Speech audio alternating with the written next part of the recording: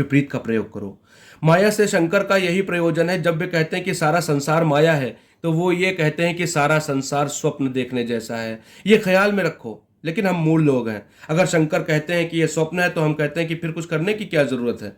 अगर ये स्वप्न ही है तो फिर खाने की क्या जरूरत। क्यों खाते जाओ और सोचते जाओ कि ये स्वप्न है, खाओ ही मत। लेकिन तब यह भी याद रखना चाहिए कि जब भूख लगती है तो वो भी तो स्वप्न ही है, या जब तुम समझते हो कि तुमने बहुत खा लिया तो वो भी सपना ही है।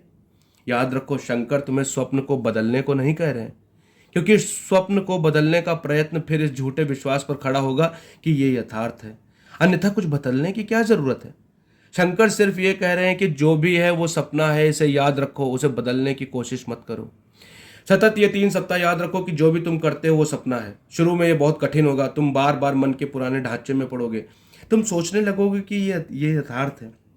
तुम्हें निरंतर अपने को सजग करना होगा और याद दिलाना होगा कि ये स्वप्न है। अगर 3 सप्ताह तक लगातार तुमने इस दृष्टि को कायम रखा, तो चौथे या 5वें सप्ताह में किसी रात स्वप्न देखते हुए तुम अचानक ये भी जान लोगे कि ये स्वप्न है।